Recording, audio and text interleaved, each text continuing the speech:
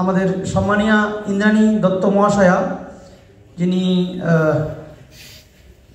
তার পরিচয় আপনারা প্রত্যেকেই জানেন।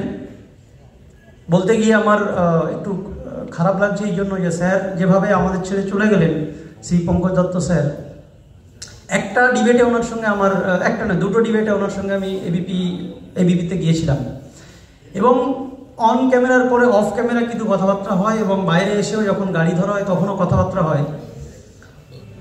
অত্যন্ত সচেতনভাবে উনি আমাকে স্পেসিফিক বলেছিলেন যে নাইয়া, একটা কথা মনে রেখো, আমার যা এক্সপিরিয়েন্স সেটা থেকে তোমাদেরকে একটা জিস্ট বলবো যে এই সরকার কিন্তু অত্যন্ত ভিন্ডিকটিভ। তোমরা এটা ভুলে যেও না যে তোমরা এরকম আন্দোলন করলে, কোনো জায়গায় ইগোতে আঘাত করলে, কোনো অন্যায়ের বিরুদ্ধে তোমরা রুখে দাঁড়ালে আর তোমরা একেবারে ফ্রি প্যাসেজ হয়ে চলে যাবে, তোমাদের উপর আঘাত আসবে। পঙ্কজ স্যার যদি থাকতেন আজকে আমরা তাকে আমাদের লিগাল অ্যাডভাইসার হিসেবে পেতাম। স্যার চলে গেছে, ব্যক্তি চলে গেছে, কিন্তু ব্যক্তিত্ব থেকে গেছে। আমি আপনারা প্রত্যেকে দেখেছেন যে সরকারের বিরুদ্ধে চোখে চোখ রেখে কথা বলার মতো যে কয়েকজন ব্যক্তিত্ব, পঙ্কজ স্যার তার মধ্যে একজন। আমি স্যারের সহধর্মিণী, সুযোগ্য সহধর্মিণী মিসেস ইন্দ্রাণী ম্যাডামকে আমি ডেকে নেব স্যারের দর্শন এবং তার প্রতিবাদী সত্তার কিছু উদাহরণ আমাদের সামনে উপস্থাপন করার জন্য। জুনিয়র ডাক্তাররা আমাকে ডেকেছে, হল ভর্তি আমার মনে হচ্ছে, আমি কল্পনা করছি হল ভর্তি। আর আমি তো কথা বলার জায়গায় ছিলাম না, কিন্তু যারা আমার হাজবেন্ডের মুখটা বন্ধ করে দিলেন আমি মনে করি, কারণ এমন কোনো অসুখ বিসুখ 40 বছর ধরে তার দেখিনি যে এভাবে তিনি চলে যাবেন। কোনো সিমটম ছিল না। একটা সিমটম ছিল যে থ্রেড কালচারের কথা আপনারা শুনলেন, সেই থ্রেড কালচার কিন্তু তার সঙ্গে গত 2.5-3 বছর ধরে চলছিল।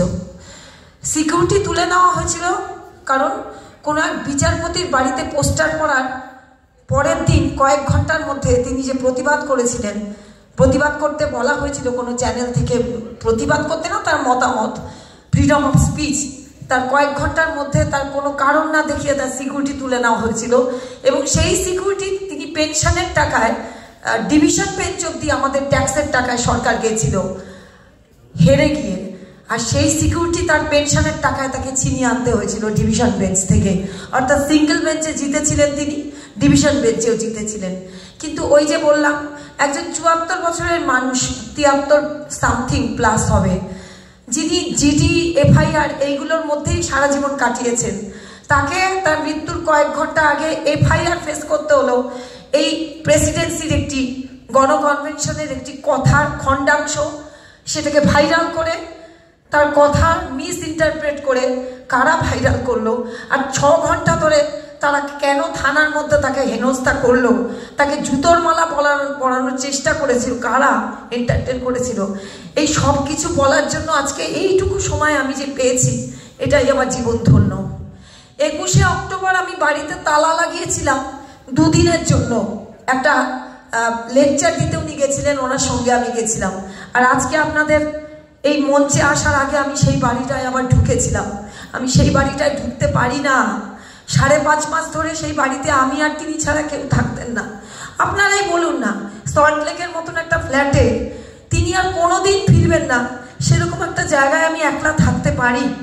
আজকে ঢুকেছিলাম, ঢুকে আমার যে ফিলিংটা হয়েছে সেটা আমি প্রকাশ করতে পারবো না, কিন্তু এইটুকু বলতে পারি যে আমার ব্যক্তি জীবনের কথা কাহিনী শোনানোর জন্য এখানে আসিনি, কিন্তু যে কথাটা বলতে এসেছি যে কোনো মানুষ এই ধরনের রাষ্ট্রযন্ত্রের আন্ডারে যে কোনো সময় যা কিছু ঘটতে পারে, আর সেই অভয়ার মা বাবা বলুন বা আমিই বলুন, ডাইরেক্ট ইনভলভমেন্ট হোক, ইনডাইরেক্ট হোক, যাই হোক, এই রাষ্ট্রযন্ত্রের আন্ডারে আমরা কেউ সুরক্ষিত নই।